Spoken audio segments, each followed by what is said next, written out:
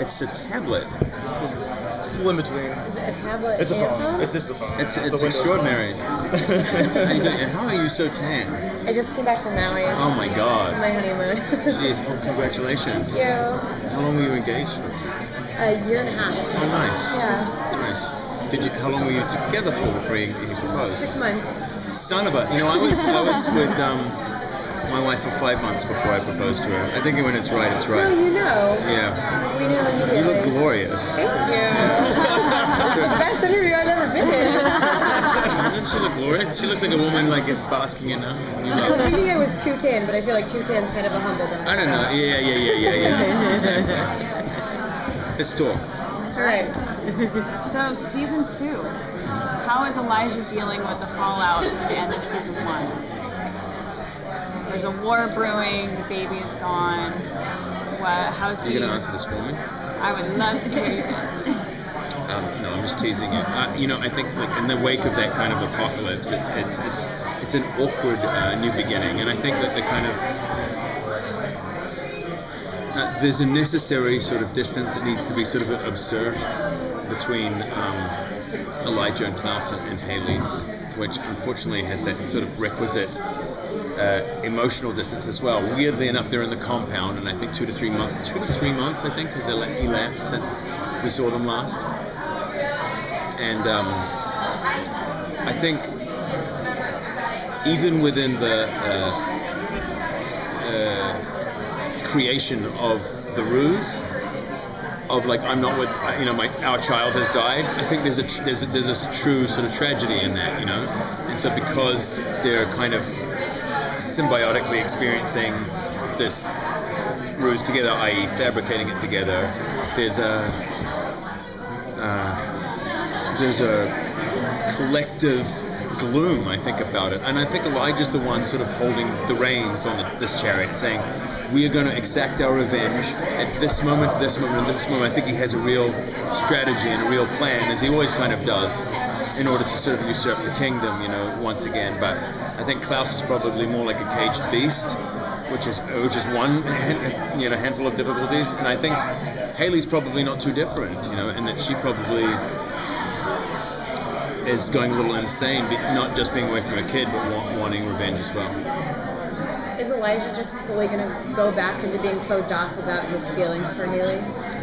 He can't afford to. At the moment, he's sacrificing to. He's leading them. He's leading them. He can't.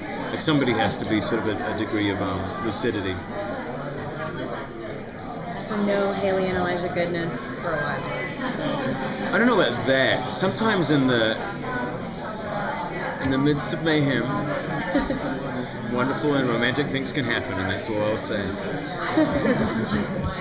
What's the plan? Just like I'm always amazed that Elijah is so loyal to Klaus. Over how much he stakes you and puts you in the box for a while, for however many years or months. Like you always just have that brotherly connection. I mean, I don't know, the CW show seems to do it all the time with like Supernatural, Vampire Diaries with Damon and Steph, and then you and Klaus had that amazing relationship. I mean, do you think? I mean, does Elijah still?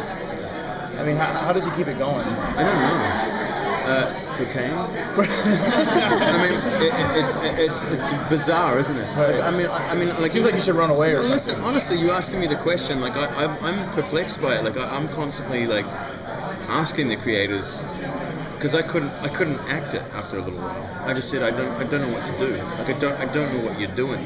Like I don't understand this. It's too the pendulous swings of like Klaus's desires, where it took everybody else along for the ride, and I was like, that didn't make any sense to me. It didn't make any sense to me because no one would seem to be trying to wrangle any kind of position, And I'm with you. I totally agree with you that why does he endure it? And I just had to make it a disease. I had to make it his disease. Because who in their right mind over the course of a millennium would support this creature, so I made him sort of somebody who has a drug addict in the family, someone who's an enabler. You see that on those shows all the time. What's the show Intervention. called? Intervention. Yeah, thank you. And those shows are so silly, but you see parents kind of constantly who are like, well, he seems sort of so upset, so I let him in the house, and look, I just gave him $20 because he needed, I feel like that's sort of Elijah, like, who sort of holds out hope for this small part of him that might be a glorious king, but truthfully, I think even the most ardent fans of Klaus know that he's not great king material. He just isn't. Like, what kind of king? He's not going to be Solomon. He's not going to be Solomon. He's going to be a tyrant. Like, no matter what. Like, even if he has periods of being good, he's going to be awful pretty soon. That's kind of why we love him. So Elijah's going to be this. Like, it's like, what does Obi-Wan Kenobi say to? Now I'm showing my nerddom. And All about Vader? Yeah, He's more machine. no. Obi-Wan Kenobi says to Han Solo and Star Wars, he says, who's the more foolish, the fool or the fool who follows him? And that applies to Klaus and Elijah. I closed on a nerd quote. Thank you. Thank you. Thank you.